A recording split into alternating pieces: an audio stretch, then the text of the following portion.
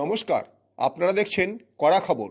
এখন কড়া খবরে দেখুন, বিহঙ্গম ফিল্ম মেকার্স কালেকটিভ আয়োজিত তৃতীয় বর্ষ উড়ান ফিল্ম ফেস্টিভ্যালে প্রদর্শিত হল ধনঞ্জয় মণ্ডল পরিচালিত ও মনতোষ বেরা প্রযোজিত এক বৃষ্টির রাতে। দক্ষিণ কলকাতার যোগেশ মাইম একাডেমিতে 29শে জানুয়ারি থেকে আগামী 1 ফেব্রুয়ারি বিহঙ্গম ফিল্ম মেকার্স কালেকটিভ আয়োজন করেছে 4 দিনব্যাপী ফিল্ম ফেস্টিভ্যালের, যেখানে 4 দিন ধরে প্রদর্শিত হবে শর্ট ফিল্ম, ফিচার ফিল্ম এবং ডকুমেন্টারি ফিল্ম। 29শে জানুয়ারি এই ফিল্ম ফেস্টিভ্যালের উদ্বোধনী উপলক্ষে মঞ্চে উপস্থিত ছিলেন সঞ্জয় মুখোপাধ্যায়, শঙ্খ ঘোষ, রাজাদিত্য বন্দ্যোপাধ্যায়, জয়দীপ মুখোপাধ্যায়, সৌমিত্র ব্যানার্জি, বিশ্বজিৎ মিত্র, কপিল বাগচি, অমিতাভ ভট্টাচার্য প্রমুখ। উদ্বোধনী অনুষ্ঠানে উপস্থিত প্রত্যেক অতিথিদের বিহঙ্গম ফিল্ম মেকার্স কালেকটিভের পক্ষ থেকে সম্বর্ধিত করা হয় এবং একটি করে গাছের চারা উপহার হিসেবে তুলে দেওয়া হয়। পরে প্রতীকীভাবে মঞ্চে একটি গাছের চারা লাগিয়ে তাতে অতিথিরা জল সিঞ্চন করে এই বার্তাটি পৌঁছে দিলেন যে আজ যে ফিল্ম ফেস্টিভ্যালের শুভ উদ্বোধন হয়ে গেল, আগামীতে এই ফিল্ম ফেস্টিভ্যাল মহিরুহের আকার নিয়ে তার শাখা প্রশাখা বিস্তার করে আপন গতিতে বেড়ে উঠবে। এখন কড়া খবর দেখুন ফিল্ম ফেস্টিভ্যালের প্রথম দেখানো ফিচার ফিল্ম, পরিচালক ধনঞ্জয় মণ্ডল ও প্রযোজক মনতোষ বেরার এক বৃষ্টির রাতে ছবির অংশবিশেষ। তারপর আপনাদের শোনাবো ছবির পরিচালক, প্রযোজক, আয়োজক সংস্থার কর্ণধার সহ উপস্থিত অতিথিদের কথা। উক্ত হয়ে ওঠে ধরিত্রী।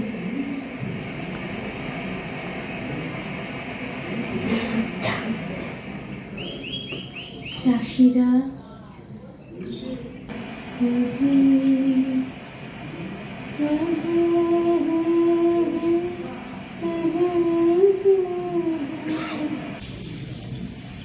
বৃষ্টি বৃষ্টি বৃষ্টি সৃষ্টি এত মিষ্টি মিষ্টি মিষ্টি আমার হারিয়ে গেছে বৃষ্টি বৃষ্টি বৃষ্টি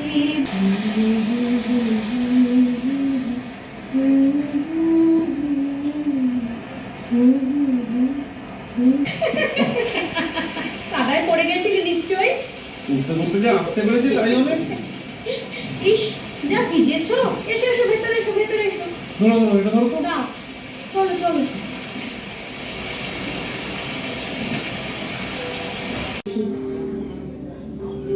শালিক, ঘুঘু, ছাতারে, বেলে বউ, মাছরাঙা, ফুলটুসি, কাঠঠোকরা, আরো কত আছে। অমু কত চেনে। আমি এখনো বকটিয়া ছাড়া কিছুই চিনতে পারি না। এতক্ষণ আপনারা দেখলেন এক বৃষ্টির রাতে ছবির অংশবিশেষ। 92 মিনিটের এই ফিচার ফিল্মের মাধ্যমে পরিচালক কি বোঝাতে চেয়েছেন তা জেনে নেব পরিচালক ধনঞ্জয় মণ্ডলের কাছ থেকে। এটার হয়তো চেহারায় অনেক বড় নয়, কিন্তু এদের উদ্দেশ্য ভালো, একটা ভালোই ছবি চয়েস করে চেষ্টা করা হয়েছে এবং ইন্ডিপেন্ডেন্ট ফিল্ম মেকারদের একটা প্ল্যাটফর্ম তৈরি করা। আমরা হয়তো দর্শক তৈরি আনতে পারি না, সেটা আমাদের যে সমস্ত ফেস্টিভ্যালেরই আমাদের সবাইরই দায়, কিন্তু এইভাবেই তো ইন্ডিপেন্ডেন্ট ফিল্ম মেকারদের এইভাবেই চলতে হবে যে আমরা বলতে পারি যে পুরো হল ভরেনি, কিছু তো ভরেছে, কিছু তো এসছে। এটাই আমাদের সান্ত্বনা। আমরা ছবি দেখাই আমাদের চেষ্টা করবো। এই যে এখন নধরের বেলা প্রদীপ্ত চেষ্টা করছে যে বিভিন্ন জায়গায় গিয়ে ছবি দেখানো। এটা আমি শুরু করেছিলাম সেই আজ থেকে 30 বছর আগে, সেটা আবার শুরু করতে হবে। কেননা যেভাবে ফিল্ম ডিস্ট্রিবিউশন যেভাবে আটকে দেওয়া হচ্ছে বড়দের জন্য, বড় প্রজেক্টের জন্য, আমাদের চেষ্টা করতে হবে আলাদা রাস্তা বের করা, সেটা আমরা বের করব। পরিচালক ধনঞ্জয় মণ্ডলের পর আমরা চলে যাব ছবিটির প্রযোজক মনতোষ বেরার কাছে, শুনব তিনিই বা কি বললেন। দেখুন, উড়ান চলচ্চিত্র উৎসব শুরু হয়েছে 3 বছর ধরে। তা আমাদের বই এখানে মানে উদ্বোধনীতে দেখানো হবে, এটা আমাদের কাছে একটা বড় পাওয়া। আর আমাদের এই ফিল্ম ডিরেক্টর ধনঞ্জয় মণ্ডল, আমি ফিল্ম প্রযোজনাটা করেছি। তো ভালো খবর যে ছোট ছোট এরকম উড়ানের মতো যদি অর্গানাইজেশান যদি এরকম ফেস্টিভ্যাল করে, তাহলে আমাদের মতো লোকেদের ফিল্মগুলো চলতে পারে আর কি। এটা প্রথম আপনার প্রযোজনা ফিচার ফিল্ম, হ্যাঁ, এটা কতটা আশাবাদী? দেখুন, প্রতিটা ফিল্ম তৈরি করার পিছনে যে আমরা সময় দিয়েছি বা যে ধরনের অর্থ পে করেছি, সেই জায়গাটা আমরা সবসময় একটা আশাবাদী হয়ে থাকি আর কি, যে একটা ভালো কিছু কাজ হবে, ভালো একটা সাড়া পাবো মানুষের কাছ থেকে, এই আর কি। গণতোষ বেতার পর আমরা যাব আয়োজক সংস্থা বিহঙ্গম ফিল্ম মেকার কালেকটিভের কর্ণধার তার কাছে, শুনবো তিনিই বা কি বললেন। তো অনেক ছবি জমা পড়েছে। আসলে আমরা প্রথম দুটো বছরে চেষ্টা করেছিলাম যে যেই ছবি জমা পড়ছে তাদের ম্যাক্সিমাম ছবি যাতে আমরা দেখাতে পারি। এখনও আমাদের ইচ্ছেটা তাই থাকে, কিন্তু আমাদের তো ছোট পরিসর, এগুলো থেকে 7টা সকাল থেকে শুরু করা সম্ভব হয় না। তাই জন্য এবছর সব ছবি দেখাতে পারিনি, কিছু আমাদের বাদ দিতে হয়েছে। তবুও আমরা চেষ্টা করছি যে যেহেতু আমাদের মূল উদ্দেশ্য হচ্ছে নতুনদের একটা প্ল্যাটফর্ম দেওয়া, ফলে আমরা যতটা সম্ভব আমরা ছবি দেখানোর চেষ্টা করি যাতে কেউ বাদ না পড়ে।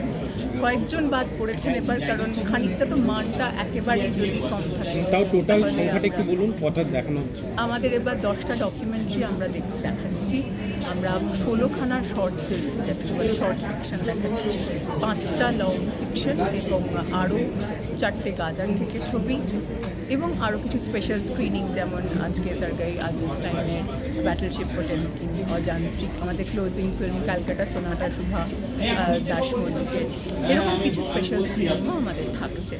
তো সব মিলিয়ে আমরা প্রায় 32টা ছবি আমাদের কম্পিটিশনে থাকছে, এছাড়াও আমাদের স্পেশাল স্ক্রিনিং থাকছে। তো আমাদের এবার তো মনে হচ্ছে মানুষজন যারা আসছে তাদের ভালো লাগবে, আর আমরা আশা রাখি যে যেমন আমরা এবার সাড়া পেয়েছি, আস্তে আস্তে আমাদের এই সাড়া বৃদ্ধি পাবে।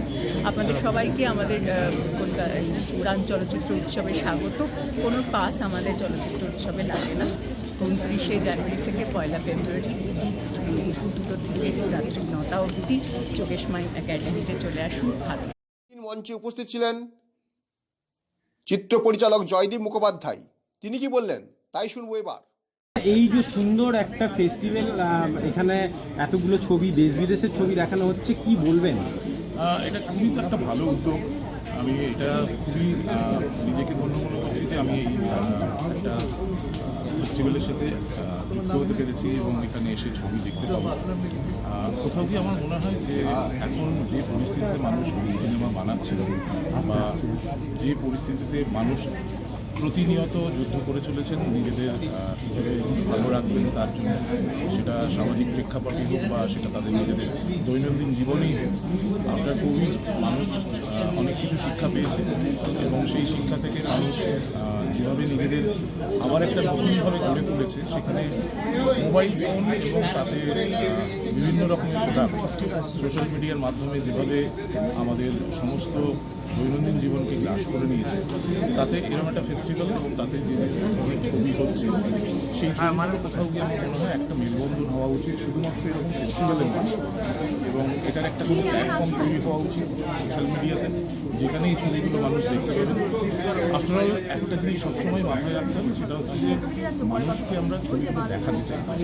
কারণ যে জনপ্রিয়তার কথা আমরা বলি, সাধারণত জনপ্রিয় সিনেমা নিয়ে কথা বলি, তার সাথে সাথে যে এই ধরনের ছবিগুলো তৈরি হচ্ছে, এত মানুষ যে তাদের ছবি বানাচ্ছেন এবং চাইছেন সেগুলো মানুষ দেখবে, সেই জিনিসগুলো যাতে মতেই মানে এমন যেন হয়ে না যায় শুধুমাত্র এই ফেস্টিভ্যালেই একমাত্র ছবিটা দেখা গেল, তারপরে আর কেউ সেটা দেখতে পেল।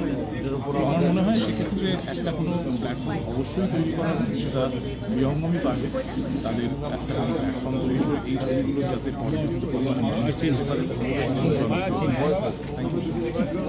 উদ্বোধনী অনুষ্ঠানে উপস্থিত ছিলেন চিত্রাভিনেতা অমিতাভ ভট্টাচার্য, তিনি কি বললেন তাই শুনুন এখন। Cinema is just silence for me. আমার কাছে শুধু ভিজুয়ালস, আপনার সঙ্গে নিস্তব্ধতায় একটা সিনেমা তৈরি হয়, সেটা আমি বিশ্বাস করি। আর এখান থেকে গাজা যা এসছে, আমি যা শুনেছি, আমি not aware, I am aware what is happening in Gaza, but কিন্তু এখানে এরা যেরকমভাবে স্যার বললেন, স্যার সিনেমা নিয়ে বললেন, অনেকেই সবাই বললেন যে সিনেমাটা আজকে মানুষের কাছে এরকম একটা মিডিয়াম যে খুব কষ্ট করেই নাকি সিনেমা হয়। কেন কষ্ট করে সিনেমা হবে আমি বুঝি না। সিনেমা তো একটা কমার্শিয়াল অ্যাসপেক্ট, যদি আমি বুঝি সিনেমা তখনই সাকসেসফুল হয় যখন তার কোনো সিরিজ থাকে, যারা তার পয়সা দেয় বা so-called financiers থাকে তারা। তো financiers are they not so much educated to understand how a cinema is supposed to be made? Or are the directors don't have the spine to do a cinema on their own might or own right, because that's their creativity. Are we not bound by the society's shackles which pull us behind us what we want to do work in? I don't know. মানে আমি sorry English অনার্সে পড়েছি আর দিল্লির ছেলে হিন্দি বলতে পারি আর বাংলা বলতে পারি না। জয়দীপ মুখোপাধ্যায়ের পাশাপাশি মঞ্চে উপস্থিত ছিলেন রাজাদিত্য বন্দ্যোপাধ্যায়। শুনবো তারও কথা। বা জীবনানন্দ দাশের প্রণোদতা সেগুলো লিখতে পারবো না, কিন্তু মানুষ যে প্রসঙ্গটা বলছিলেন, মানুষ কি খাবে সেটা তো আমাদের হাতে। তাহলে আমার যদি প্রযোজক যদি আমাকে ডিকটেট করেন যে এইটা বাজারে খাচ্ছে, আমাকে এরকম একটা ছবি বানাতে হবে, সেটার মধ্যে কোনো অন্যায় নেই, বানাতেই পারে। কিন্তু লং রানে কালের গর্বে সেগুলো সমস্ত হারিয়ে যাবে।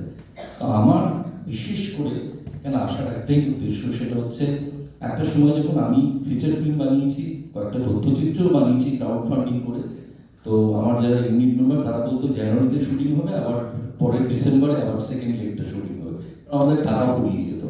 যে যে বিষয়ের উপর ছবি বানানো হচ্ছে সেই বিষয়কেও প্রডিউস করতে রাজি হয়নি। টোটো ভাষা মরে যাচ্ছে পৃথিবীতে। মার্কিন যুক্তরাষ্ট্রের পরে ভারত দ্বিতীয় দেশ যেখানে স্বাধীনতার পরে দেশ হলে মাতৃভাষার মৃত্যু ঘটেছে, বা বহুরূপীদের জীবনযাপন, বহুরূপীরা এখনো বেঁচে আছে, কজন জানি সে কথা।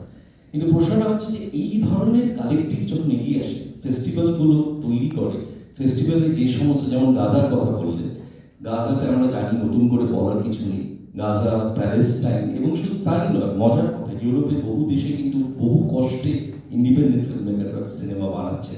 ফ্রান্স তাদের অন্যতম, সঞ্জয় দাদাও ভালো করে বলতে পারবেন, দীর্ঘ সময় আমার ফ্রান্সে কেটেছে। তো সেই এই ফেস্টিভ্যালগুলো ভীষণ দরকার, এবং এগুলো ভীষণভাবে অ্যাম্প্লিফাই করা দরকার, ভীষণভাবে ছড়িয়ে পড়া দরকার। আপনি কি আপনার খবর সরাসরি সম্প্রচার করতে চান অথবা আপনার এলাকার খবর দেখাতে চান? তাহলে যোগাযোগ করুন কৃষ্ণপ্রসাদ পাত্র, ফোন নম্বর 8622800252 অথবা 8282860856 এই নাম্বারে, অথবা অর্জুন সেন CPRO, ফোন নম্বর 9433138840 এই নাম্বারে।